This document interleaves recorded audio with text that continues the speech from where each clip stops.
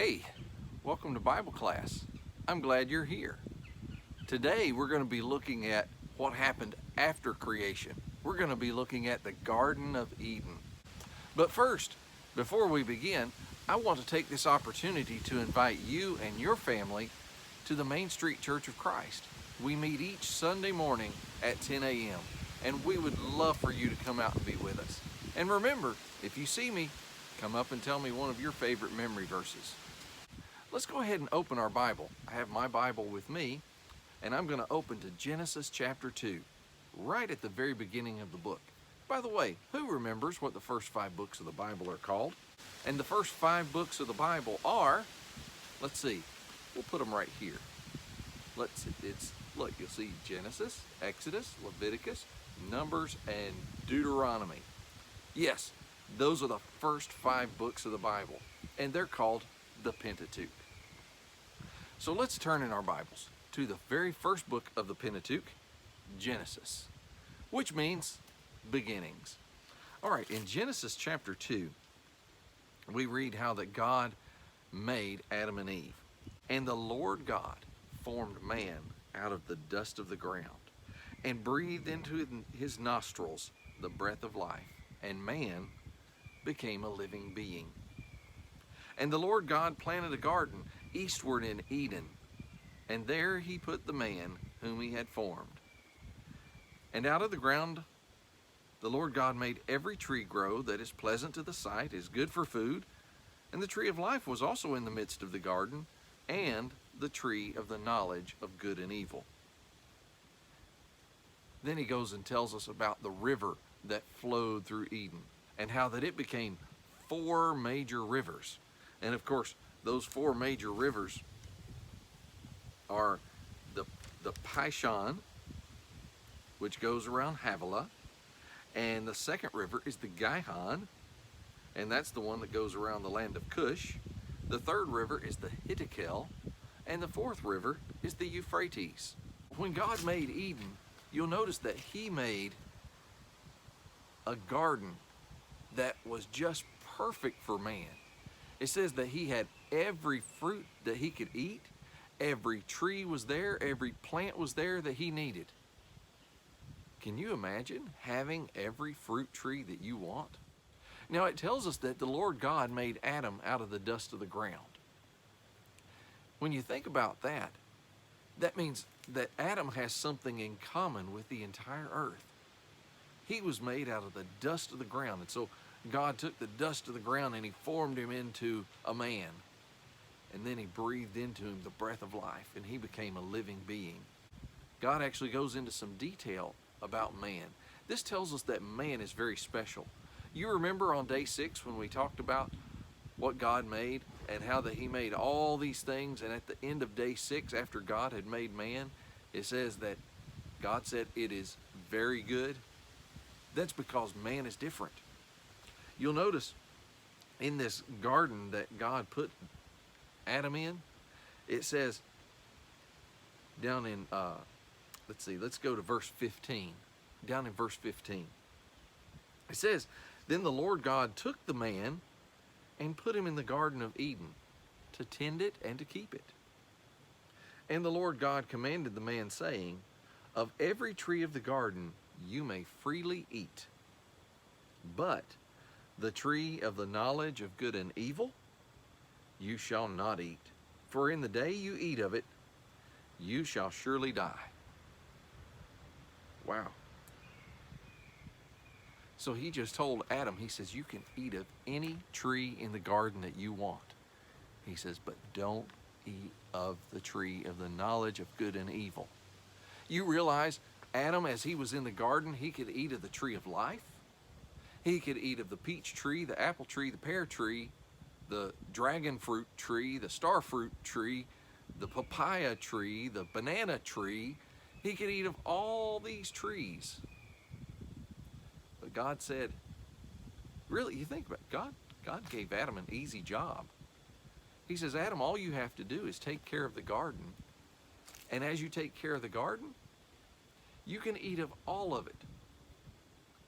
Just don't eat of that tree, the tree of the knowledge of good and evil.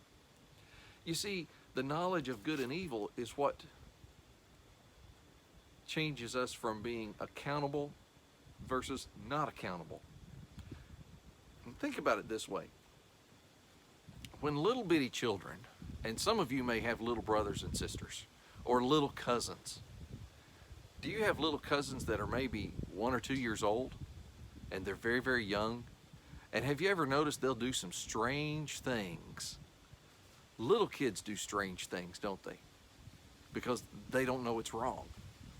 Like, for instance, a little bitty kid will do something like take off their clothes and run around the house naked.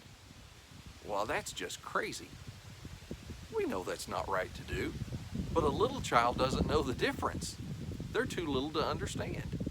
Little kids will do things like come up to people and stick their finger in somebody else's nose, or start messing with somebody's ear, or maybe they'll scratch them or something, and they don't even mean any harm by it. You see, they don't know the difference between good and evil. They don't know the difference between good and bad.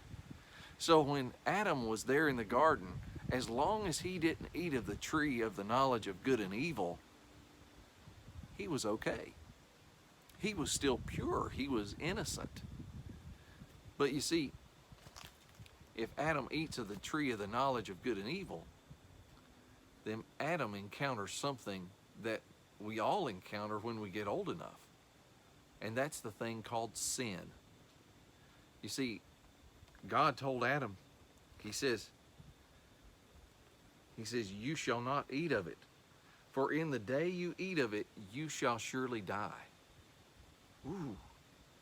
Now what did he mean there? Did he mean that he would kill Adam immediately like that?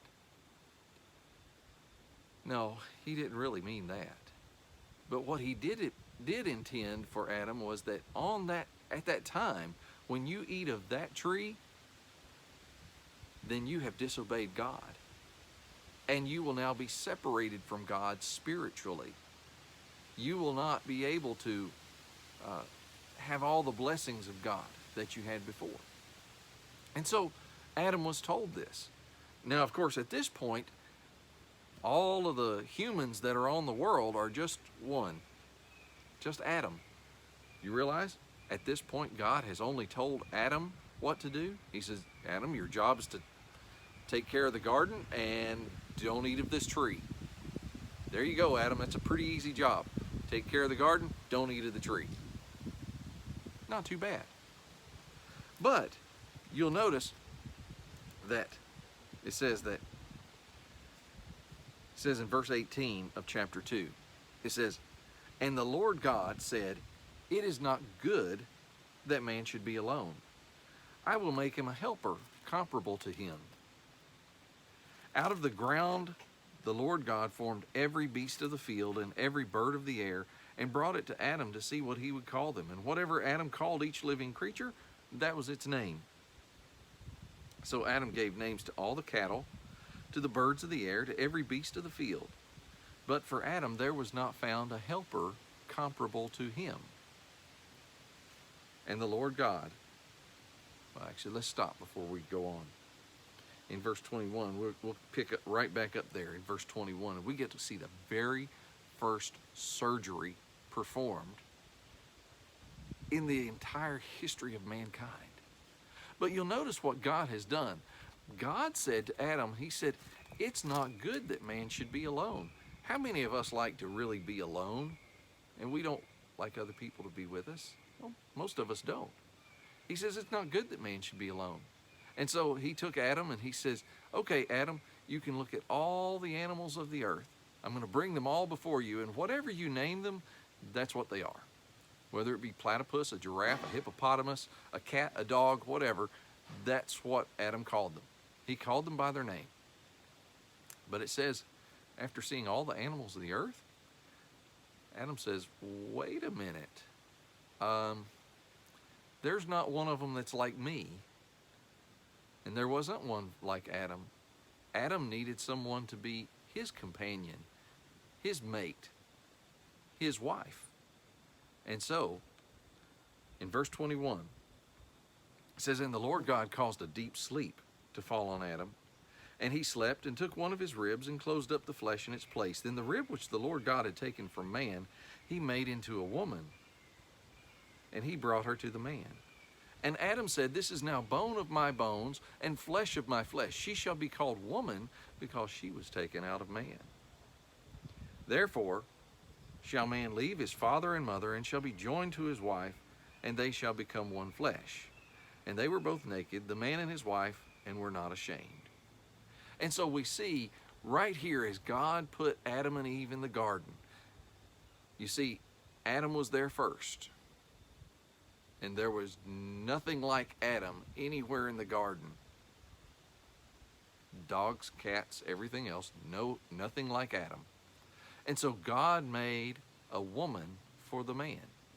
Now you remember we talked about it before, that the word Adam means man. And the word Adama means woman, because from man. And so Adam, he even had the opportunity to decide what his wife was going to be called. That's kind of weird, isn't it? But you see, Adam's name means man. And so there was Adam, and then there was from Adam, which would be Adama, or Eve, as we call her later. It says in chapter 1 and verse 26, it says, And God said, Let us make man in our image, according to our likeness. Let them have dominion over the fish of the sea, over the birds of the air, over the cattle, over all the earth, and every creeping thing that creeps on the earth. So God created man in his own image. In the image of God, he created him. Male and female, he created them. Then God blessed them, and God said to them, Be fruitful and multiply, and fill the earth. Wow. So he says to them, Be fruitful and multiply, fill the earth and subdue it, have dominion over the fish of the sea, over the birds of the air, over every living thing that moves on the earth. You see, God told Adam and Eve when they were together, he says, You be fruitful and multiply. Now, if we're going to put that in the way that we say things, he's basically saying, you're a husband and a wife. Go have some children. That's essentially what he was saying.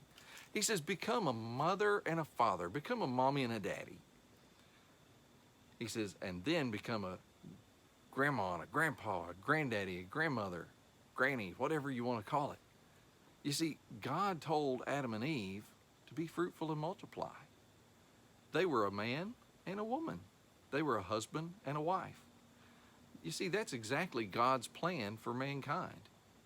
When God first created mankind, he didn't make two men, he didn't make two women. That wouldn't make sense, because two men can't have a baby, two women can't have a baby, but a man and a woman together can. And so that was God's plan from the very beginning, that they would be fruitful and multiply, that they would have children. You see, that's God's plan for the whole earth. I want to leave you with this memory verse. This memory verse comes from Genesis chapter 1 and verse 27. So God created man in his own image. In the image of God, he created him. Male and female, he created them.